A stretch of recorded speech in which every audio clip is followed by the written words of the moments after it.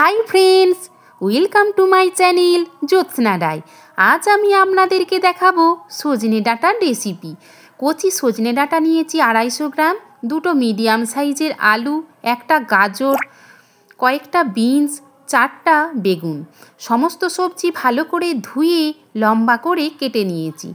কড়াই গরম করে আমি 2 চামচ সরিষার তেল দিয়ে বেগুন বাদে সমস্ত সবজি নুন হলুদ দিয়ে ভালো করে ভেজে নেব।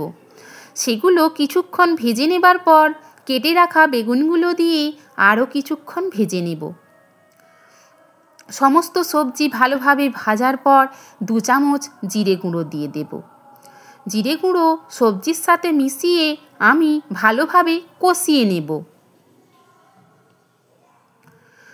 2 মিনিট কষিয়ে নেবার পর আমি 3 কাপ জল দিয়ে দেব। এই জল দেওয়ার পর আমি 8 থেকে 10 মিনিট গ্যাস ওভেন মিডিয়ামে রেখে চাপা দিয়ে ফুটিয়ে নেব।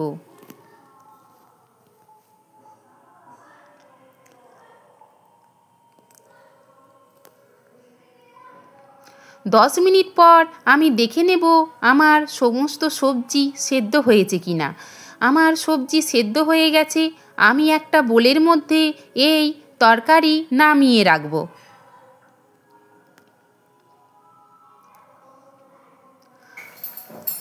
গরমের শুরুতে এই তরকারি দুপুরবেলা গরম ভাতে খুবই খেতে ভালো লাগে। সজনে ডাঁটা আমাদের ব্লাড সুগার নিয়ন্ত্রণ করতে সাহায্য করে, ইমিউনিটি পাওয়ার বাড়াতে সাহায্য করে, হাড়কে শক্তিশালী করে। এখন কড়াই ভালো করে ধুয়ে আমি গরম করে নিয়েছি,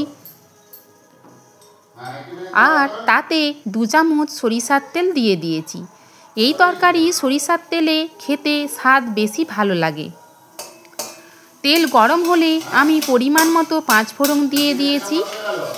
5 ফোড়ন ভাজা হয়ে গেলে একটি কাঁচা লঙ্কা এবং একটি শুকনো লঙ্কা তেলের উপর দিয়ে ভেজে নেব।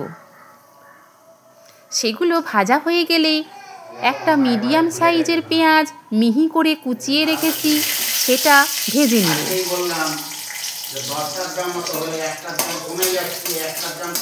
আপনাদের যদি আমার এই রেসিপি ভালো লেগে থাকে তাহলে অবশ্যই লাইক, কমেন্ট এবং শেয়ার করবেন।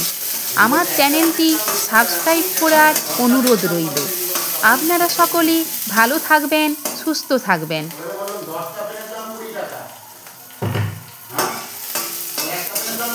পেঁয়াজগুলি বেশ কিছুক্ষণ ভেজে নেবার পর আমি ঝোলটা ঢেলে নেব। কড়াইয়ের মধ্যে ঝোলটা ঢেলে বেশ কিছুক্ষণ ফুটিয়ে নেব। 2 থেকে 4 মিনিট ফুটিয়ে নেবার পর আমার তরকারি সম্পূর্ণভাবে রেডি হয়ে যাবে।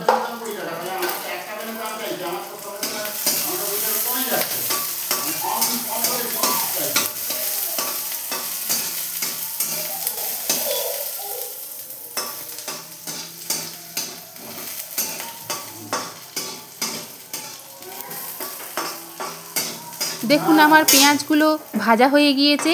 এখন আমি ঝোলটা ঢেলে নেব।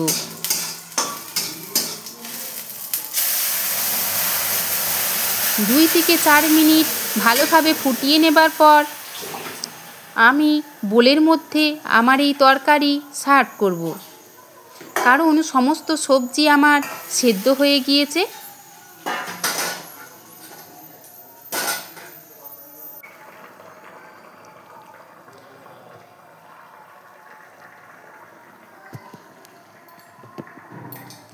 আমার তরকারি সম্পূর্ণভাবে রেডি।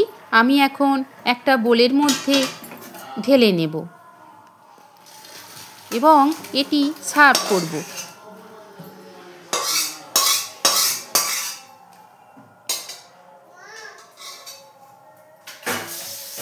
আমার এই ভিডিও দেখার জন্য আপনাদেরকে ধন্যবাদ।